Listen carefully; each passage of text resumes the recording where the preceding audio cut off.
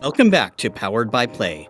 I'm Drew, and I'm a professor of theater at Chapman University in Southern California. I'm Avery, and I'm a theatrical scenic designer.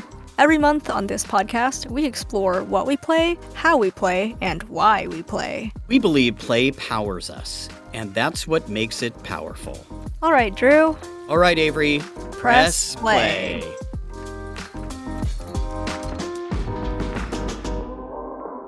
This month on Powered by Play, we're talking about home sweet home. Where do we live? Are the places that we live playful? What are our homes made of? And how are they decorated? Who lives there? And is what home should be different from what home is? And is that something that can be explored through play? So, is there really no place like home? What is home to you, Avery? Let's begin with the simplest question there is. For me, it's probably where my loved ones are and where I sleep. Literally speaking, I just can't get past. It has to be where I sleep or where I feel the safest at times. And I think I can have multiple homes. I think I've come to that conclusion. After moving out of Southern California for the first time in my life 2 years ago, I have developed a little home here in my apartment and a little home in my community, in my program at grad school. But I still have my home in Southern California because I would have places to stay there if I had to. I have my family, I have my friends, and everything that I grew up with. That is also home to me. What about you, Drew? Yeah, I think someplace to eat, someplace to sleep, someplace hopefully safe, someplace that we can call our own. We can say, this is my home. I think one of the things that I tried to do as a single dad after my divorce was create a way for my daughter to feel at home in a place that she was at half the time, right? So she went from having one home to having two homes, and I did my best to make sure that my half of her home life was good. I think that homes often move around, and I people who have RVs or motorhomes or boats that they can live in, that always was very attractive to me. I think when I was growing up was this question of could a home be different from mine, right? Like a Romani wagon that moved throughout Europe, primarily Eastern Europe, and you had everything you needed in the wagon, and you moved from town to town and offered your wares, but that wagon was your home and it moved. And I think an example of a home that was a temporary home was the secret annex of Anne Frank's story. She and her family and other families were forced to create a home in a space that wasn't really supposed to be a home and could not leave. That's frightening. Is there a home that you cannot leave? I think we'll get to COVID a little later and talk about how that maybe changed the perception of home. But it wasn't safe, and it wasn't the home that they were used to. Who gets to buy the home? Who gets to shop for a home? Okay, I'll tell you a story. Here's a story, Avery. When my sister and I were, I think, we were elementary school, and my family, which was my mom, my dad, my sister, and me, and my parents were still together at that point. We were moving from Irvine, California to Riverside, California. And my dad had a new job at UC Riverside, and we were looking for a place that we could live. One of the first homes that we saw was an older home, kind of in a Victorian style, and it had 2 stories. And my sister and I loved that it had a secret staircase. There was a staircase that led from inside the pantry to the second floor, this hidden wall that opened up onto the hallway in the second floor, and you could come from the pantry up this stairway. Oh man, I am telling you, my sister and I wanted that house so badly. We were literally making plans for how to make friends and jump out at them from the secret staircase while my parents were looking at this house. Okay, so ultimately, my parents did not buy the house. And my sister and I were like, but why? It was the coolest house ever. And my parents were like, well, we need to live somewhere closer to your dad's work. And it was really fun to see this house. One of the major disappointments. I mean, come on. Do not take your child to see a house with a hidden staircase if you do not want them involved with the decision making process. I'm Yeah. telling you. And then the idea of when do you step away from home? I'm thinking of Sam Gamgee in the adventure in Lord of the Rings, where he says, Mr. Frodo, if I take one more step, it'll be the farthest away from home I've ever been. And this idea of do you get to leave home, and is it frightening to leave home? So can you return? Sam didn't get to return to the Shire for, I don't know, I'll make up a number because I don't think there's anything canon, although I'm sure we'll have Lord of the Rings fans who will say, no, Drew, this is exactly how many years it took for this adventure. For years. He didn't return for years to the Shire.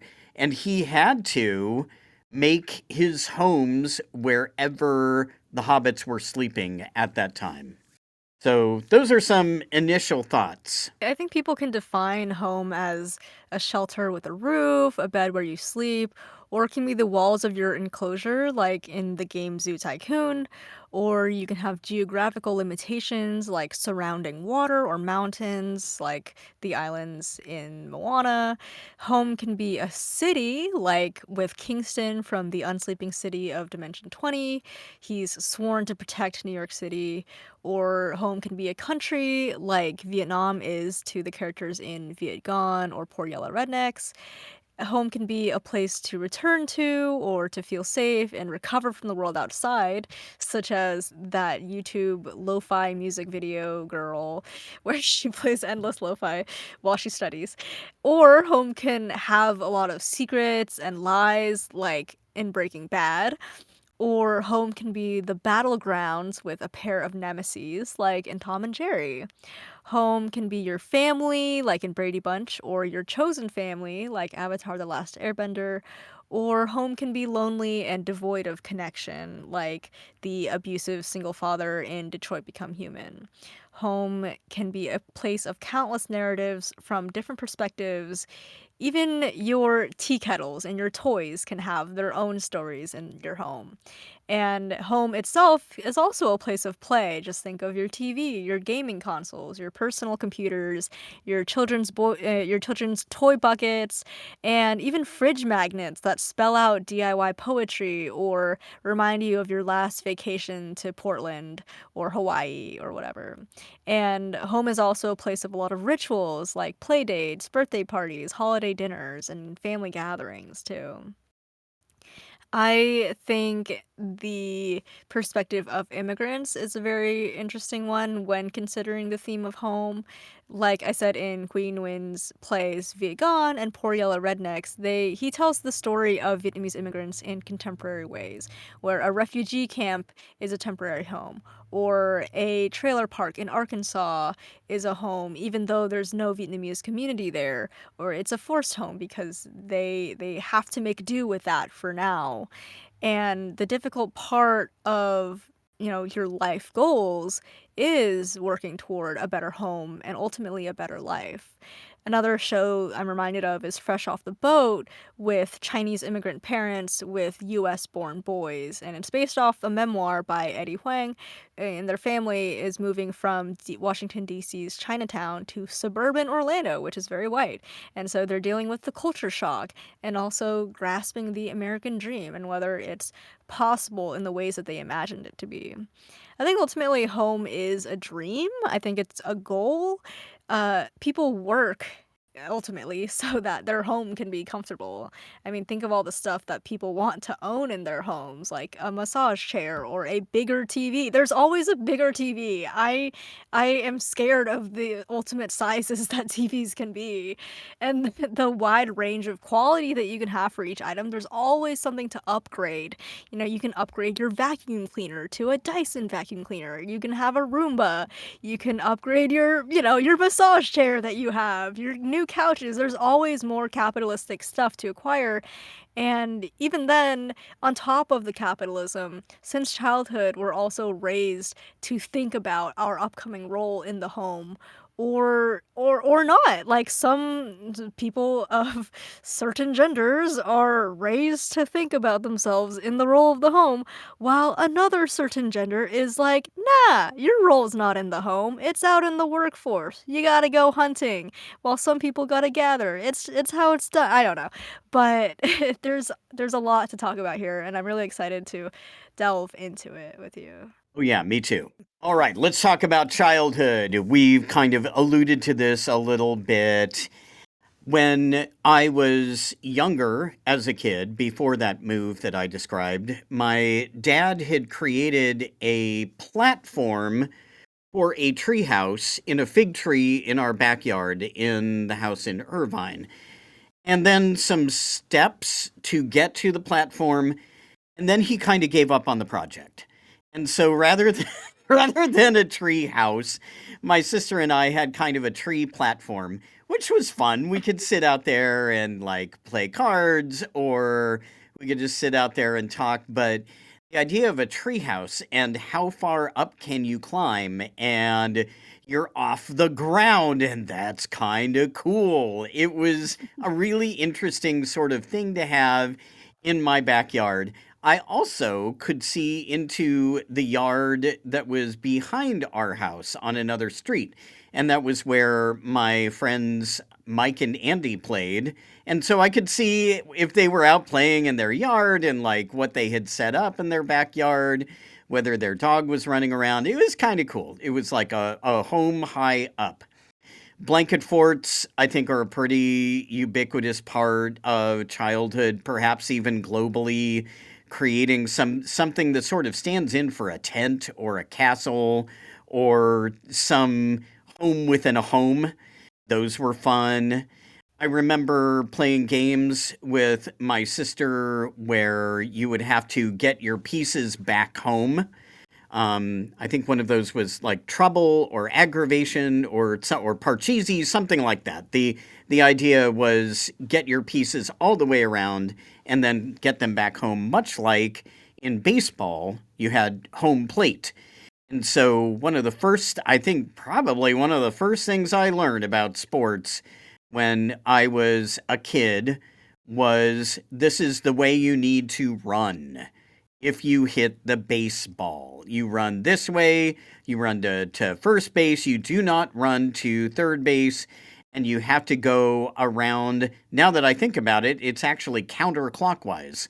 You go around the baseball field counterclockwise, and you are trying and trying and trying to end up back home. So that was kind of cool. Also, home base kind of looks like a house. It Oh, has a yeah, you're right. squarish, bottom and then an angular Yeah. top. So that was pretty neat.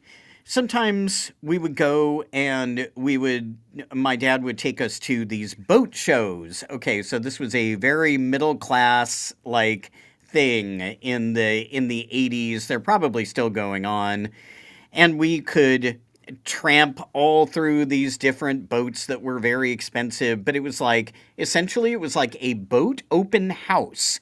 And so Mm. my sister and I could go into the living areas of these boats and we could pretend like we were living there and, oh, what would you like for breakfast this morning? And hey, Brooke, where are you going to sleep? I would sleep here if this was our boat, that kind of thing. I mean, it was very, very silly, but kind of fun just to think about the other ways that people might live. My sister also had some doll houses and My Little Pony castles and things like that, and it was fun. As a boy, I'll get to Lego sets in a little bit, but it was less dollhouses and more Lincoln Logs, Lego sets, things like that, where because you were a boy child, you would build your own home. The home was not given to you, you would build it. Probably preparing us all for the Notebook movie that would come later, right? Oh my I'll gosh. build you a house. Okay, anyway, there was a year, 1980 to 1981. My family moved to England for a year. My dad did a job exchange with a guy who lived in England. And so he lived in our house in Irvine, and we lived in his house in a little town kind of in the middle of England. So suddenly, for a year, we were spending time in a home that someone else had bought, someone else had decorated, and it was very much like not our house, but we were in it for a year, and we would have friends over to play, and we would kind of go and garden in the little back garden. That was a very interesting experience. So, what happens when a home is borrowed and it is yours for a period of time? Those are Mm. things that, oh, one more thing. Haunted houses. This was big. Okay, when I was a kid, I cannot tell you how many Scooby Doo stories and how many choose your own adventures I read that had to do with houses that were haunted.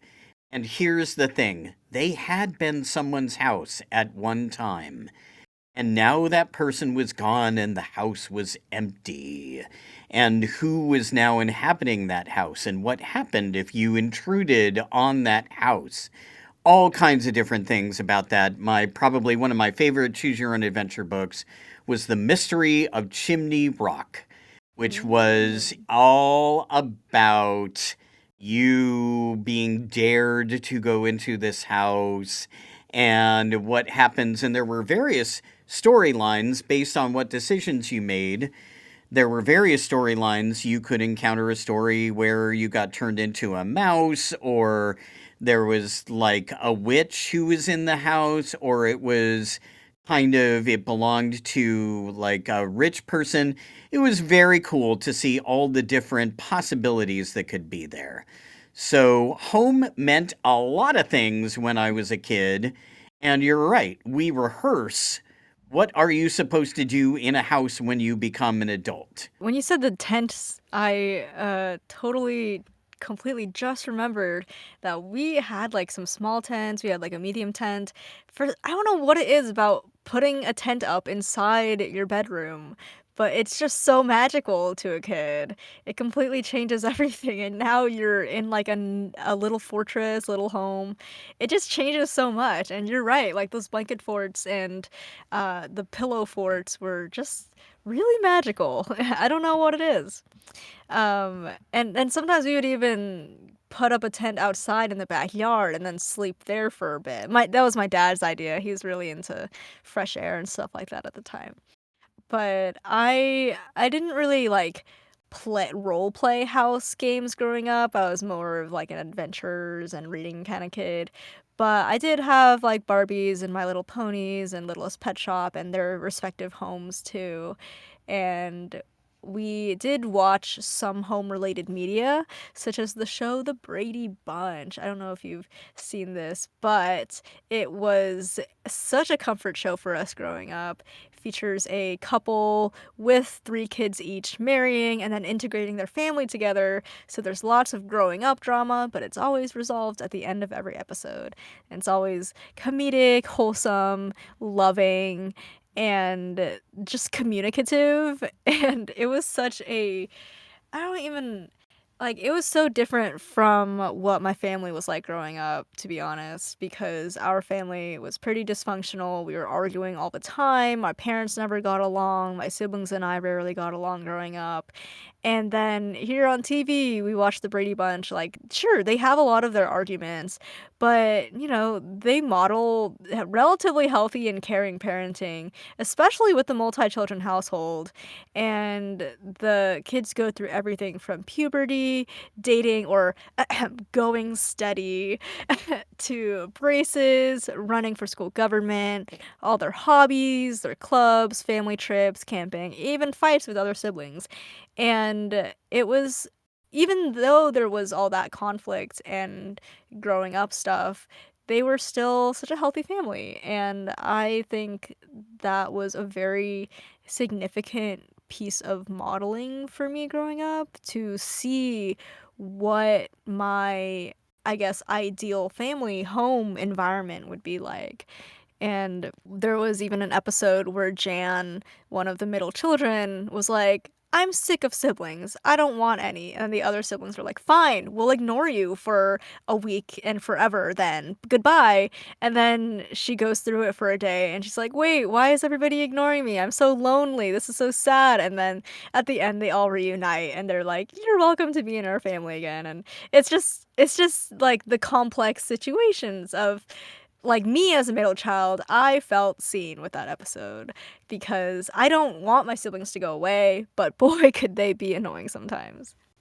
Like, for example, at one point growing up, my grandma gifted my older sister this pink vanity table toy with like a mirror and drawers and everything. And I wanted to play with it one day. So my mom insisted that my sister share it, but she probably didn't want to do that. So I hit my sister on the head with the toy hairdryer. And that's been a very funny story that's been passed down in my family for a ton of time now. I don't even remember that. I kind of remember it, but I'm sure my child self had great reasons for that. I'm sure your child self did. Justice! Justice Yeah. for the other siblings. Oh my gosh. Yeah. Oh my gosh. We talked about one of the things that typifies a home is a place where you eat or a place where you cook, you prepare food. We're going to get in a little bit to the gendering of food preparation. I remember watching Julia Child with my mom when I was a kid. Julia Child would be on sometimes either when school was not happening or after school. And I remember my mom kind of writing down these recipes and then trying them and sometimes making them and sometimes getting frustrated. I think Julia Child was very aspirational during that time for, in particular, women who wanted to look at cooking as something more than you have to do this and a science and an art. It was a really actually a fascinating show, and Julia Child was a fascinating person and just enormously entertaining kind of in the later parts of her life. I want to say she got that show maybe like in her 50s, 40s, 50s. It was definitely not her first career, I know that. And occasionally I would help my mom cook, and I that was fun. I started to learn a little bit about what you boiled and what you put in the oven, what you could put in a microwave. I used to This is very mundane, but it's a memory that is very clear for me.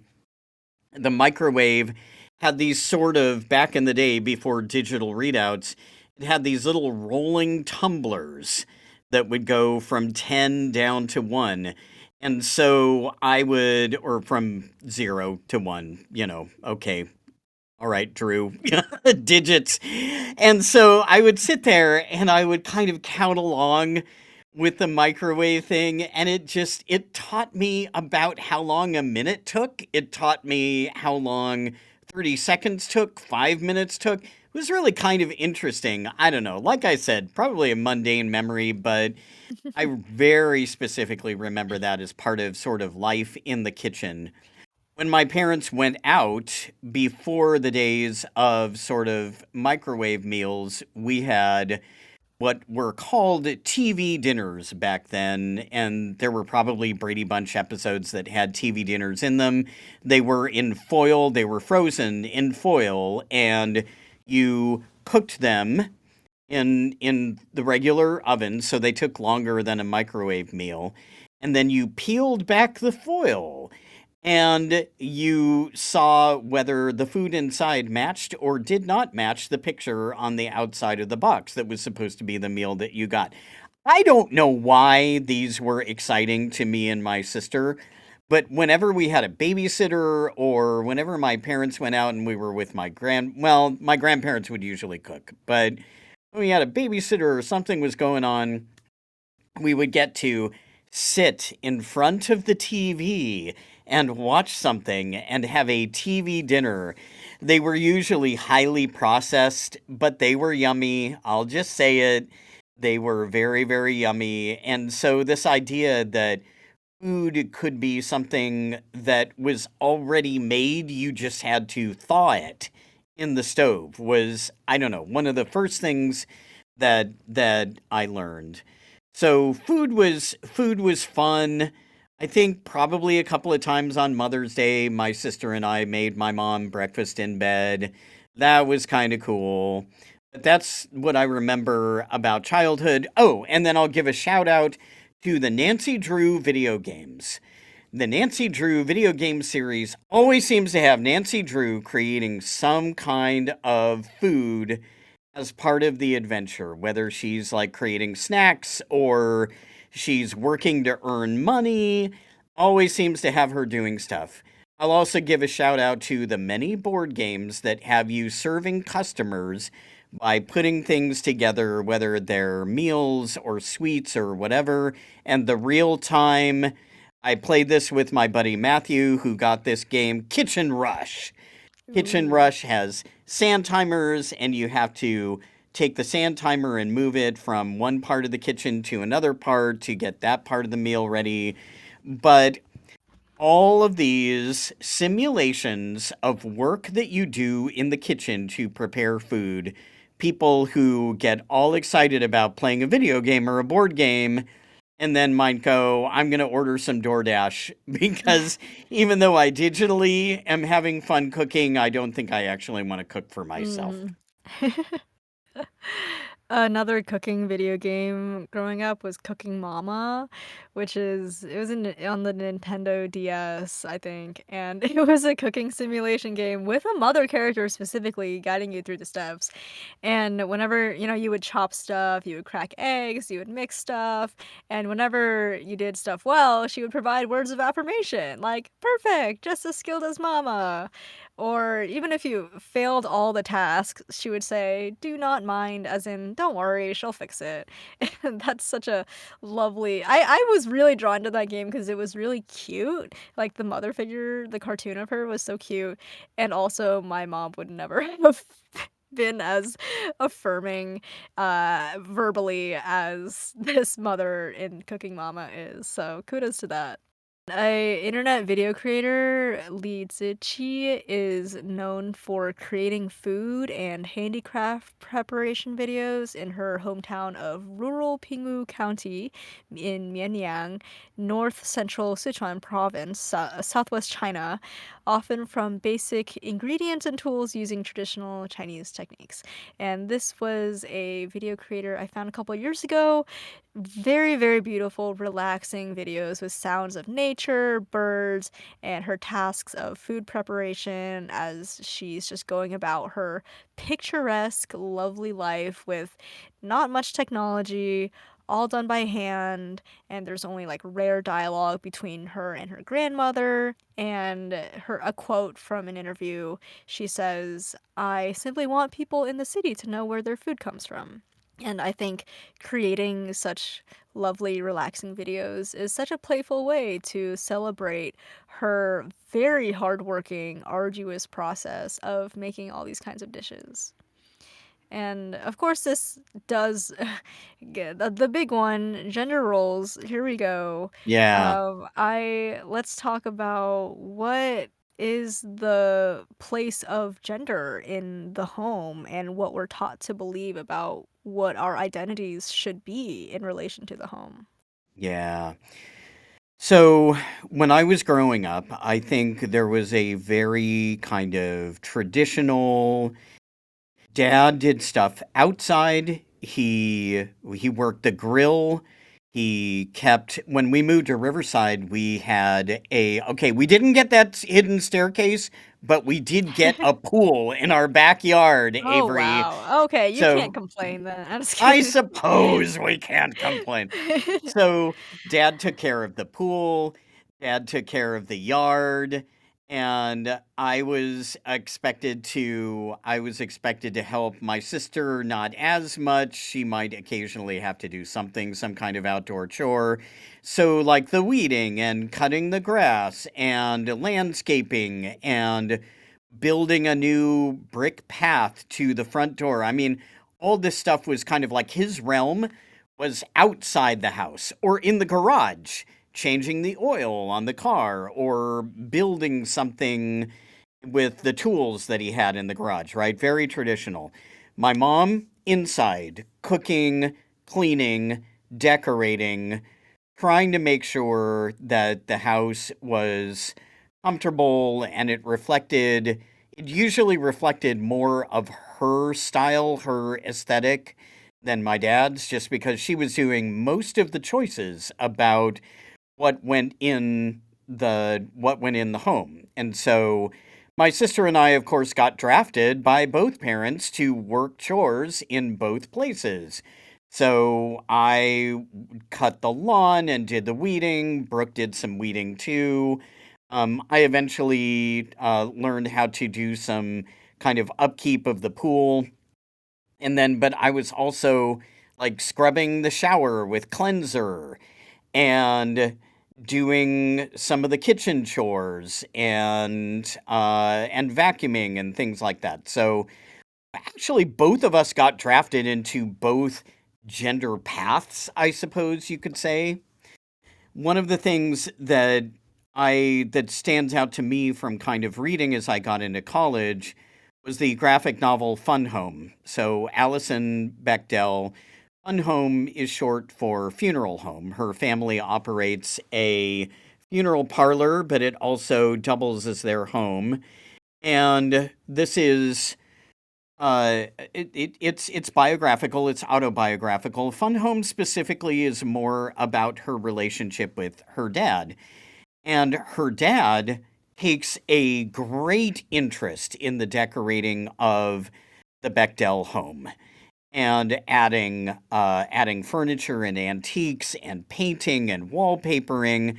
And I thought this is really interesting because this is a dad really invested in the inside of a home. And then you find out in the book that her dad is either pansexual or bisexual or gay, but sort of committed to a relationship with Alison Bechdel's mom. It's never absolutely totally clear. And so then there's kind of an aspect of, does his sexuality play a part in his investment in the home? Also, when I was a kid, watched this movie with Michael Keaton called Mr. Mom. And I don't know if you've seen this, Avery. Have you seen this movie? No, I Okay. haven't. Okay, I do recommend, I mean, as a sort of touchstone for the 1980s, I really recommend this movie. So it's Terry Garr and Michael Keaton. And Michael Keaton loses his job. He's been the breadwinner. And then Terry Garr, the mom, gets a promotion. And so she starts working. She picks up like extra hours and starts really working at her company. And he is now left to learn all the quote unquote mom things, get his kids ready for school, keep the house clean, navigate all of the sort of like social relationships with the other moms in the neighborhood. And it was pretty funny. I mean, it was an absolute critique of gender roles in society, and it was a lot of fun, but the joke was just that he was absolutely clueless because he had never been asked to do this stuff. So I Wow. remember that movie as another kind of Oh, that's funny because that's not Mhm. how I see houses typically working in my little, lower middle class to middle class to eventually sort of like getting our hands on the next rung of the class ladder. Like when I was getting ready for college, we were just starting to have slightly fancy things, and we were just starting to be able to hire cleaners to come and clean our house. And my goodness, that was a big shift. And then, Mm. of course, last thing I'll mention here is the contemporary idea of the man cave or the she shed. So, what is supposed to go in a man cave? What is supposed to go in a she shed? Who and if you walked into a man cave, would you if you walked into a space with a big old TV and like a video gaming chair and like a small drink fridge with beers in it and maybe a couple of like bar signs that were hanging out over there and maybe a couple of pictures of like race cars or something like that, you might form an opinion about who was likely the person who inhabited that space. But none of those things specifically have to do with having a Y chromosome. It's all about, like, how have we learned what a man cave is? How have Mhm. we learned what a she shed is? Decorating and, like, crochet and scrapbooking and things like that. So, yeah, I think oh, Avery, even rooms can be Mm. gendered. Mhm. Rooms that most rooms in a house, and I think we'll talk about rooms a little bit more in a little while, but most rooms in a house, I would say, are sort of without gender because they are supposed to be used by different people at different times, but maybe these rooms are very specifically gendered. Mm. Okay, that was my thoughts on gender roles. Can't Yeah. wait to hear what you have to say. I have two plays for this section. One is A Doll's House by Norwegian playwright Henrik Ibsen from 1879. And in this infamous play, a married woman basically lacks reasonable opportunities for self fulfillment in a male dominated world. And the whole play takes place in the living room of this house with this married couple, and arguments and secrets unfold to the point where Nora realizes that she's been treated like a doll by her husband for years. And at the end of the play, she walks out the front door and slams it behind her. And this whole play is basically the metaphor of the dollhouse, which is like flimsy, pretty, superfluous, childlike for girls, for children. And then the metaphor of the doll, where Nora feels insignificant, light, disposable, and she has no real agency over her own life, such as, real women felt in the 1800s, 1900s, 20th century, everything, and every century since, due to the patriarchy kind of running everything. Some quotes from this play. She basically imagines being free from debt is to feel quote unquote free, to be free, absolutely free, to spend time playing with the children, to have a clean, beautiful house the way my husband likes it. And that's so sad that she sees like financial power as just being able to satisfy her husband and her children at this point in the play.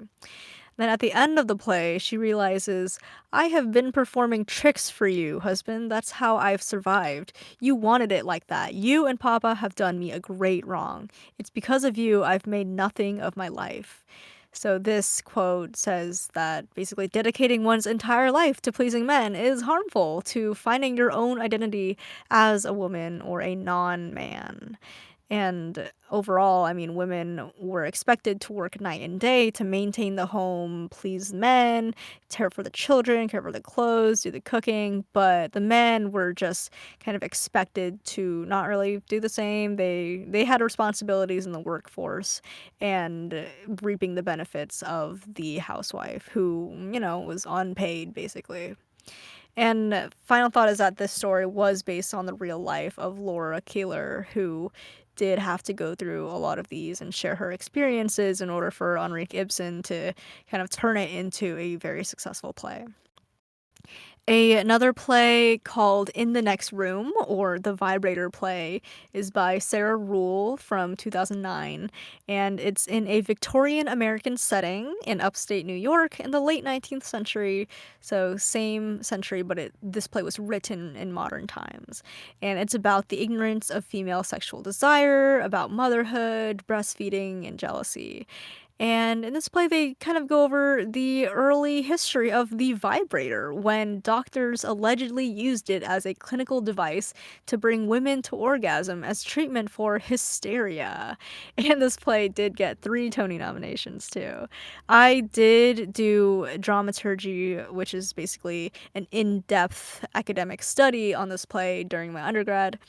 And I discovered that the Victorian society really had separate spheres of life. So there was the public sphere and the private sphere. So women were supposed to be in the private sphere, in the kitchen, the home, caring for children, cleaning, and maintaining it. While the men were in the public sphere, working outside, dealing with society, their business, economics, bills, and they had all the power both in society and in the home. And around this time, Victorians were starting to marry for love due to, stuff like changing times, the changing economy, growing of the middle class, and the popularity of romance novels instead of just marrying because their parents set them up. And in this play, the home wife desires romance and passion with her husband, and she's being treated for hysteria, likely due to all the patriarchal limits that she has from actually being a human in society. In the Next Room is also like a one set story where it does just take place in their living room as well as the operating room where the women get to be operated upon by the doctor. And it's funny, of course. I mean, hey, it's about the history of the vibrator, but it's funny and dramatic in this way that both of these plays have these themes of women in the 1800s not having enough agency to be their own person. For goodness sake, why, women is so mean to women for no reason. Mm. Yeah, and the Victorian doctrine of separate spheres, so men outside, women inside, men public, women private. One of the best depictions of that, at least something that I have loved for years and years and years, is the movie version of Mary Poppins, where Mr. Banks is all about negotiating his job at the bank and then being outside and communicating with the men in society and that kind of thing. And Mrs. Banks is in the house navigating through a kind of a small army of servants, including looking for a nanny all the time. But secretly, Mrs. Banks is a suffragette and wants to be part of the public sphere. And secretly, Mr. Banks wants to be part of the private sphere and spend time with his children. And so and now the musical version, for some reason got rid of the suffragette stuff with Mrs. Banks.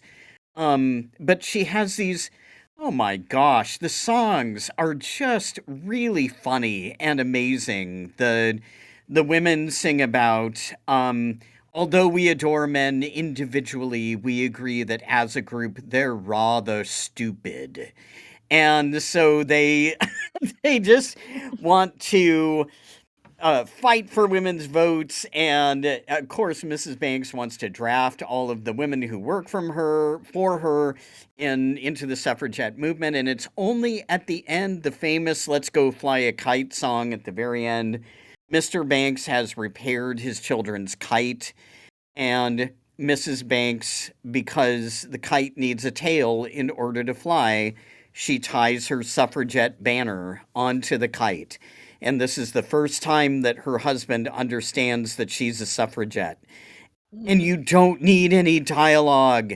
No Mm. dialogue is necessary. It's just he looks at her and he understands and he puts her arm around her, and then they all fly the kite together and Mary Poppins is no longer needed. And so the same wind that is lifting the Banks's kite up brings Mary Poppins away on her magic flying umbrella to help another family. And Wow. I wonder, I know, right? Mhm. It's just it's really it's yeah, it's something. And I wonder if that whole doctrine of separate spheres kind of pertains to like why my dad was doing stuff in the yard and my mom was doing stuff primarily in the house. You've located it around the house now, but still it's like is the masculine space outside with the grill and the pool and cutting branches off trees and trimming hedges, and is the women's space inside with the herb garden in the window and cooking and cleaning and sewing and I don't know, and decorating. But yeah, it is pretty wild how long this is kind of like held on. Mhm.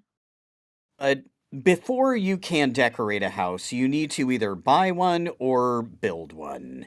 So let's talk a little bit about that. So I talked about, of course, my little experience with my parents buying a home, but oh my gosh, all of those shows where realtors take either individuals or couples or families and you're sort of playing along at Oh my home, gosh, yeah. like, Mhm. which house will they eventually buy? I can see them really liking the and they put up, like, the pros and cons of every house on the screen, and you can see the people kind of getting excited, and it's always kind of, "Okay, which house are they gonna end up with?"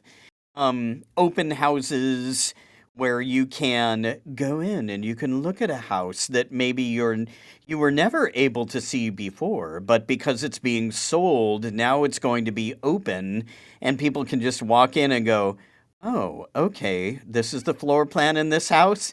And you can kind of be like a backseat home buyer. Mhm. I know that Rose and I went on a little open house and on in by where her family or where her folks live in Long Beach, and we were kind of like talking to ourselves, "Oh, the realtor's going to have a hard time selling this house. Look at this layout. Who's going to want this layout? How is this going to work for anyone?" And realtors also, by the way, before we get to sort of what is a room in a house, the whole idea of what a realtor does has kind of changed buying and selling of homes, as you would expect. But this kind of in between person who is now kind of making the home look amazing so that people will want to buy it, will think of Mhm. it as sort of aspirational. Um, and then, okay, toys and games. Lincoln Logs. Lincoln Logs were still there when I was a kid, and you were building log cabins and kind of interlocking the Lincoln Logs to see what structural integrity was like. And you had to crisscross them in order to make the walls strong and make the roof fit. It kind of reminds me of the BBC started running this thing called Frontier House back in, I want to say that was either like the 90s or the early 2000s. And so people were like literally, it was a reality show where people, there were a whole bunch of houses. There was Manor House and Frontier House and a few others. But the people, it was a reality show where modern day people would live like they did in the past. And so Frontier House was about raising animals and actually literally building a cabin for themselves or their family to live in. And so you would see these modern day people trying to figure out how do I actually build this cabin? And Lincoln Logs kind of, I had all these flashbacks to playing with Lincoln Logs, playing with Lego sets, building structures, learning kind of how you could lift a roof off if you wanted to put the little Lego minifigs in the house. And you had to have some way to access it because otherwise you would build a really cool house that you couldn't move the minifigs around in. And oh my gosh, I want to give a shout out to Rose and her mom, who this Christmas bought me a Lego set that I have been wanting for years. And that is Whoa. the Dungeons and Dragons Red Dragon Tavern, which What? has, like, I know, like a wizard's tower, a tavern, an outside segment, a gorgeous red dragon, all these little, like, D&D trope minifigures. And as I have been building this, the idea is that you build this set, and then there's an actual adventure slash mini campaign that you can take people on through the Lego set with the minifigures. And so you have monsters and you have little secret spaces in the Lego build where there's treasure and Ooh. also traps. I know, I know. Look at me. I've got such like Dang. childlike wonder about this set. And so Yeah. as I'm building this set, still working on it, it's a big set. But as I'm working on this set, I'm thinking, okay, how do I put the minifigs in and out of the tavern? How do I move them in and out of the wizard's tower? Still have structural integrity so the piece holds together, and it's almost like it's almost like doing scenic design, Avery, where you have like one What? wall that is essentially removed. And it Mm-mm. has been so much fun to build this set. Lastly, the board game Betrayal at House on the Hill. This is a game where you are working, first, you work as a group, and then eventually something happens. And one of your game group becomes a traitor, and the rest of the people must work against the traitor.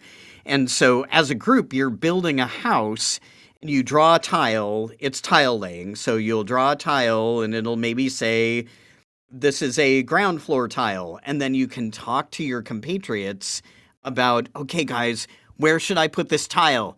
Where should I put the kitchen? Where should I put the statue corridor?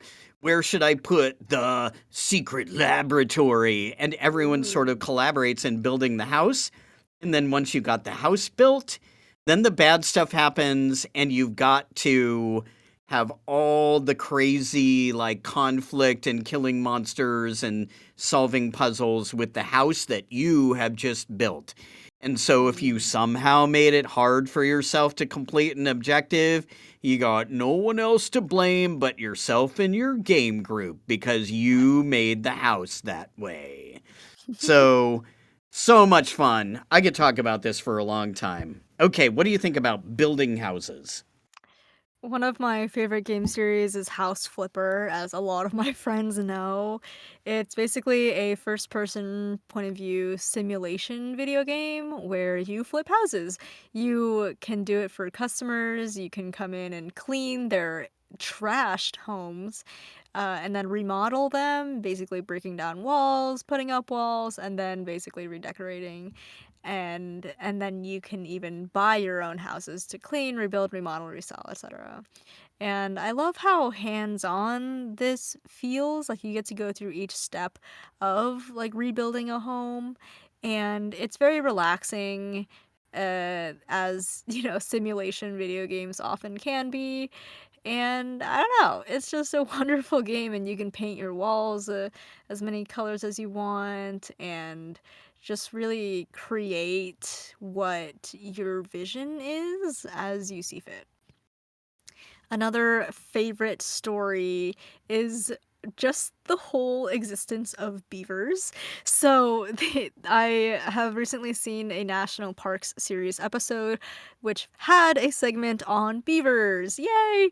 And how beavers have just instincts to build dams and build their underwater homes while protecting themselves from predators. So they love to build in streams, creeks, rivers, or lakes. They chop down large trees with their teeth, and also branches to make dams, And in the middle of the small pond that they create from these dams, they also create an island within it out of branches and mud that's basically their home, and it's called a beaver lodge. And this is where they raise their young, they rest, they protect themselves against predators, and they have an underwater doorway into the home and an underwater exit doorway too in case of emergencies such as bears. And they do this all with their teeth and their limbs. I mean, their big rodent teeth are always growing, so they have to gnaw on logs and bark. It's just so fascinating to me how their whole purpose is just to build dams and build their home. And they even travel long distances for their food and for house building materials. And I'm just so impressed with beavers. They're also so adorable to me, and I love them. I'm so proud of them. They are a home building symbol and icon. Yay. I love it. I love it. Now that I think about it, there are some phrases from the animal world that kind of like have crept into the human world as well, like leaving the nest, right? Mm. Or empty nesting, Mhm. that kind of thing. So, once you have a house, Avery, it's time to decorate it. And it's time to go from room to room and figure out what do we want this room to be? How do we want this room to make sense as a room? So, what are you doing? Carl Schultz, who was the creator of Peanuts, had this great quote. Carl Schultz said, "Decorate your home. It gives the illusion that your life is more interesting than it actually is." And I kind of love that. I kind of love that whole like, yes, I have this souvenir from this place that is a very fancy place, and Mhm. I like either went there once years ago, or somebody brought me the souvenir, or I have this poster that makes me look like I'm a lot smarter than I actually am because it has to do with science and I don't know, that kind of thing. Mhm. And then Oscar Wilde also has this great quote where he said, "I find it harder and harder every day trying to live up to my blue china." So he was talking about like the things that he put in his home that were beautiful, like the beautiful. This is almost going back to Fun Home, also like the beautiful pieces of furniture or the beautiful plates or other things, other decorations, other decor. He felt sometimes were more beautiful than he was, right? And so he just kind of he could do this with his home, but sometimes he had trouble kind of like treating himself as he would treat his home. It's a really interesting idea. So, I mean, oh my gosh, there are so many games and Sims, design home. I'll let you talk about Stardew Valley, ways Mhm. that you decorate a home that you have created, how to make a home personal and how to make a home pleasing. IKEA.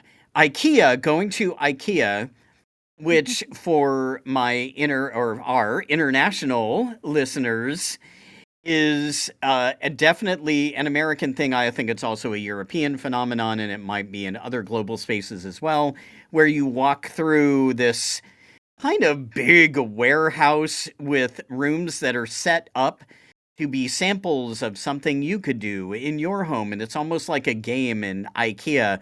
Oh, I would choose that and that from this little model room, and I would choose this from that little model room. It's kind of crazy. So when you look at the setups, do you copy them? Do you go on your own? Do you think, okay, well, yeah, but I could have done this demo room better. I could have done this model room better. It's a really interesting kind of idea. And then finally, I think this is a little less on sort of decorating, but more on use of rooms. I love the idea that sometimes we have a stated purpose for a room and then we use it for something else sometimes. For example, having sex in the kitchen, right? That is not exactly the space that is designated for sex, but hey, maybe it might kind of be a little bit freeing to break the rules a little bit or something like that. Or working in the bathtub. having a really nice warm bath with maybe a couple of candles or something like that, and then saying, I got to get some grading done, or Mm. I've got to write my stuff for the Powered by Play podcast so that I'll be ready with my notes. So, is a bathroom really a space where work is supposed to get done? Not so much. One of the really interesting things that I discovered when I started doing ghost tours was that for a long time, sort of Victorian period, again, I don't know why we're running into the Victorian period so much during this episode. Maybe because it's sort of when a house became a middle Yeah. class house really strongly, and so it was seen differently than like the frontier. You have a cabin and you have one room and whatever. Mhm. Anyway, in the Victorian period, the front room, the main room of a home was called a parlor or the parlor. And so much stuff happened in the parlor. You had usually a piano, or you would have people over and you would serve them in the parlor, maybe not the dining room, or you would play cards, or you would have really important talks with people who came over and maybe kind of wanted to date your daughter, court your daughter or something. There's a whole gendered thing too. Story Hmm. for another time. And one of the things that was put in the parlor after someone passed away, there was a wake. And so the dead body of the person would be kind of laid out in the parlor until enough time had passed that you were sure the person was not going to wake up. People had been able to visit the person, come to the house and visit the person and say their goodbyes.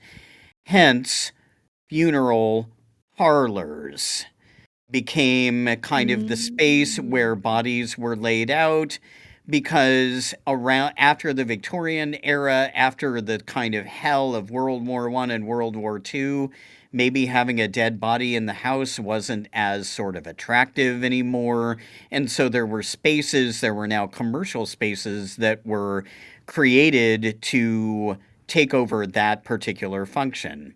And so the name of the parlor, when realtors got involved and when this cultural shift happened, the parlor was renamed to the living room. And it now had a completely different sort of meaning. Like, you were living in this room. This is where life took place.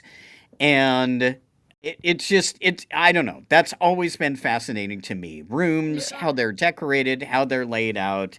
So that was a few thoughts that I had. Amazing. As a scenic designer, I do always have to think about what a space says about a character and what the space says about that character's story.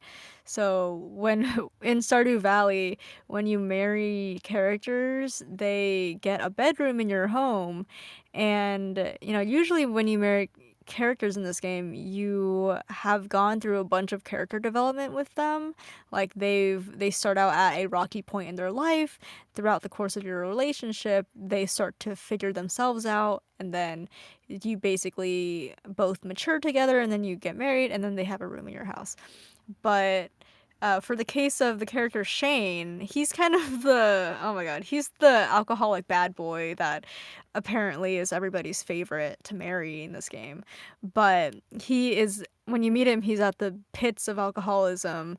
And then as you slowly become a better friend and person with him, he eventually gets a job, stops drinking ish, he's not as messy, and then at the tallest point of his arc, you're able to get married. But his room is still messy AF. And that's something that so many people have disliked about Shane's marriage room, to the point where they have downloaded mods for the game to change his room to a cleaner room, or just like minus the trash of his room, so that it actually reflects the character development that he went through during your courtship with him. And but anyway, Stardew Valley is a great game where you can decorate your house. And Yes, it is. yes. And similar to Animal Crossing New Horizons, where you can like farm and fish and catch bugs and stuff, you can decorate your entire island to however you like it. Even if you, like my friend, want to make a giant maze on your island with a bunch of pit traps throughout so that your friends visit and then get lost in the maze and then fall into pits repeatedly. So you can do whatever you want with sometimes when you decorate stuff. And a great play that I've read and then seen online in recent years was I and You by Lauren Gunderson from 2014. The setting of this play is Caroline's room. It's described as a girl's room, busy, colorful, but not girly, a big, many pillowed bed, laptop, speakers, pop music blasts through the room. And then during the story of this play, a boy unexpectedly comes in to work on homework together. But, spoiler for how this play is going to unfold, this setting is actually her imagination. Her body is undergoing a liver transplant surgery, and it's this boy's liver that is trying to be part of her body. And at the end, all the walls of the room fade away to, quote, infinite blackness all around as the surgery ends and she actually finally accepts him into her life. And wow, this is a stunning play. It's written basically like a thriller mystery of like, why is this boy here? Why are they really doing homework about Walt Whitman for so long? Like, what is going on? And there's just these little crumbs of mystery that are planted throughout, and then you realize that it's not really, an actual bedroom. So I talk about this when we're talking about like home decorating because I was really interested in how this was a teenage girl's bedroom and how it says like it's not girly and how the way when I saw the recording online during quarantine, it was just so many posters, like a couple dark windows. There was just a lot of photographs up because this girl is also like really into photography, but there's a lot of stuffed animals. It's kind of messy. There's kind of clothes in a lot of piles. It was a very realistic rendition of like a teenage girl's bedroom. And I love that the set description for this is so open ended because now any set designer can interpret this teenage girl's room to be a different kind of teenage girl's room. Like maybe she really loves the color black and is really into like metal and rock, or maybe she's really into indie pop and really loves unicorns. And it can be like anything. And it just reminds me of my childhood as a teenager wanting to decorate my room in a way that reflected who I was because like how you mentioned there was like boy rooms and girl bedrooms. Like my parents painted they got my room painted pink and they got my brother's room painted blue, and then they got my older sister's room painted green. I had the pink room and I did not want the pink room. I wanted the blue room because blue was my favorite color. And just constantly, I mean, it was a positive color to have. Like, it's a nice, lovely, bright color. But, like, my personality really was drawn more to blue. And so I ended up covering the walls with, like, my own photos, artwork, anything to cover up the pink just to make it a little bit more mine. And that was as much as I could kind of do with that at the time. And then eventually, when my older sister did move out, I did actually move to the blue room. And my favorite shade of blue is like a Prussian blue, but the walls here were more of like a baby blue. So I also redecorated my room then to reflect more of the dark blues that I preferred. And I wanted to really kind of darken the walls a lot more as a young adult. But alas, there was only so much I could do. And I just love that the set of this play reflects a teenager's room because it's such a great example of what scenic design and set dressing is supposed to say about a character. Like, I have learned through my scenic design program that scenic design is not just about the walls that you build, it's about what the walls look like, what is on them, the furniture that's next to them, everything else on top of them that, tells a story. And I also love IKEA, I love walking through people's rooms and like analyzing who they are as a person and visiting their spaces and understanding more about people through the spaces that they have. So yeah. Yeah, very cool. When you were talking about the pinkness and you were saying anything I could do to make it more mine or make it more me, I was thinking of the show Wednesday. And Mm. the attic room that Wednesday shares with her roommate Enid. And this is also kind of like a Glinda and Elphaba type thing, but literally one half of the room in Wednesday is black and one half is pink. And you can see the exact line where it's like, this is Wednesday's half and this is Enid's half. It's just, yeah, it's really cool, really fascinating. Yeah. Um, just a couple more thoughts. I was thinking about other kinds of homes, tiny homes, the trend of how much do you really need? How small a house can you get away with? That question, like, look, the toilet folds up and then it becomes a desk for writing, and all the really interesting, kind of unusual ways to have things become something else in a tiny home.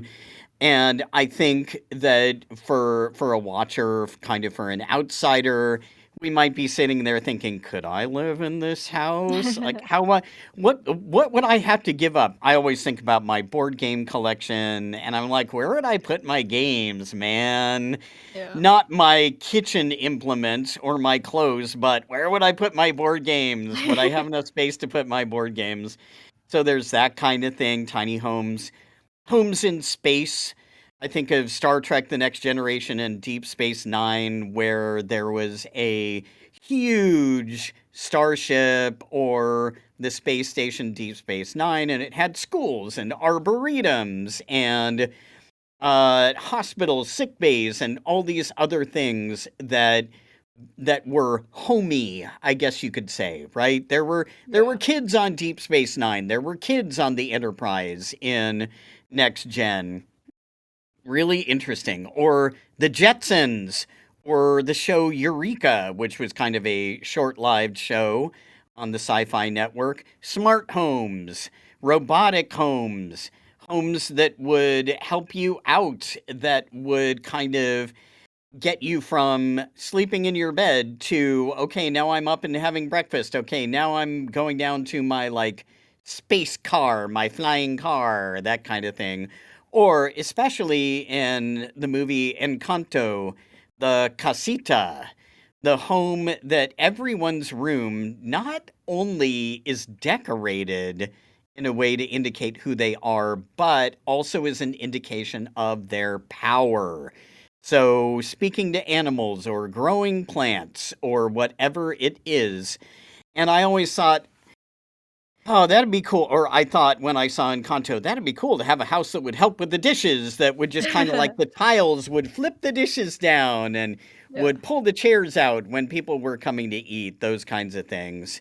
And then before you take on some final thoughts, I also was just thinking about how kids learn about different homes in different parts of the world. There are those books that show you this is a kid who lives in a tent. This is a kid who lives in a maybe even like an underground shelter or something like that. This is a kid who lives in a penthouse in New York City. I don't know, just all the spaces all around and all the different ways that kids live and an openness to that and just a knowledge that ultimately there is one planet that we call home, right?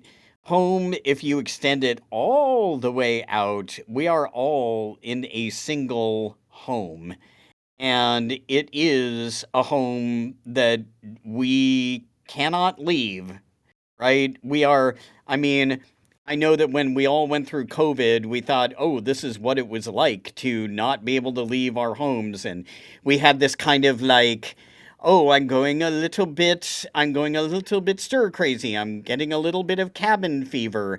And some people were like posting memes of Jack Torrance in The Shining, just kind of like, I can't leave the hotel because I'm snowed in. I can't leave my house because I can't leave because the quarantine is going on. And the idea of what happens if you are trapped. We talked about that a little bit at the very beginning of the episode. But ultimately, folks, we are all here together and there's nowhere else to go. I love this quote from David Suzuki. And Suzuki says, "The human brain now holds the key to our future. We have to recall the image of the planet from outer space, a single entity in which air, water, and continents are interconnected. That is our home. We have one planet we call home." I'm now out of David Suzuki's quote, by the way. We have one planet we call home. It has many rooms, they have many uses, but ultimately, this is where we are. So, final thoughts from you, Avery, before we wrap it up?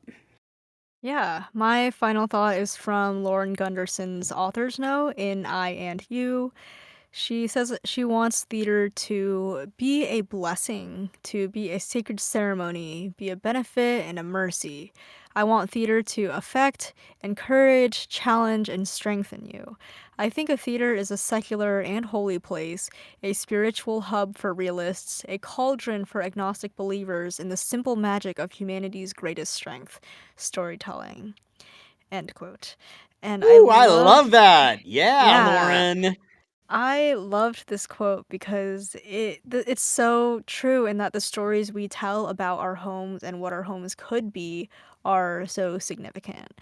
And I think all the stories, all the very wonderful stories I've had of like finding new homes and having loving homes and having chosen families, like in the She-Ra remake animated series, the friends that you make along the way that you collect into your home, the people that you welcome into your home, and what you would do to protect it.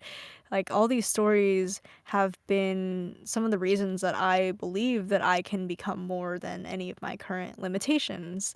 Whether that's, having to redecorate my teenage room or moving across the country to another place that could become my home, and ultimately I have been able to make home. So I'm very glad that we got to talk about all these wonderful topics today, Drew. Thank you so much for joining me. This has been Powered by Play with Avery and Drew. If you've been enjoying this podcast, you can support us online at Ko-fi. That is ko-fi.com/poweredbyplay. Thank you so much for listening, and we'll catch you next time.